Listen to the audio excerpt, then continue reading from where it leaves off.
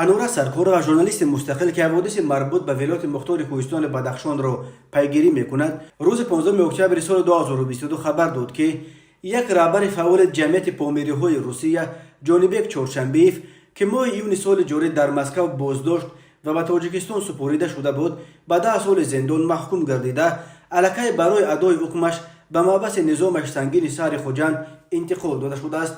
جانبک چهارشنبیف که 37 سال داشت در مسکو در ساختمان کار میکرد و همزمان از رهبران جمعیت زادگان محله گولکن شهر خوروغ بود.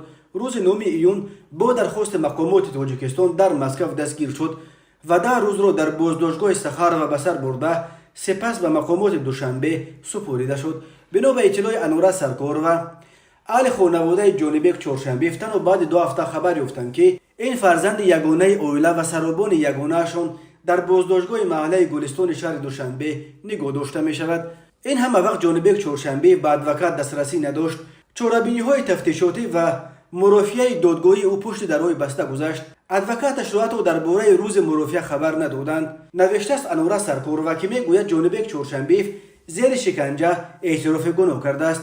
مقامات رسما تا حال یگان مرتبه به کدام دلیل تحت جستجو قرار گرفتن جانبک چهارشنبیف بازداشت او در مسکو و استردادش به دوشنبه و حکم او را شرح ندادند. ولی انورا سرکورova میگوید یگانه اتهام ضد جانبک چهارشنبیف اشتراکش در ثبت نخستین مراجعتنامه مهاجران زاده بدخشان در روسیه به مقامات تاجیکستان بوده است. در آن مراجعتنامه زادگان بدخشان از حکومت تاجیکستان خواسته بودند که سیاست تعقیبات را در این ولایت مختار بس کرده نفران گناهکار در کشتار زادگان پامیری را به جوابگری بکشانند. متن آن مراجعتنامه را در پیش دوربین ویدیو کامera جانبک چهارشنبیف قرائت کرده بود. ماه سال 2022 مقامات تاجیکستان موج نو اعتراضها را در بدخشان با استفاده از نیروهای ویژه اسپسناز و سلاح سرکوب کردند. سازمان ملل الکی در روزهای اول سرکوب اعتراضها از کشته شدن تقریبا 40 نفر در شرق تاجیکستان خبر داده بود. فعالان بدخشان بعداً درباره حبس بیش از 200 زاده این ولایت در خود این منطقه و بیرون از آن خبر داده بودند.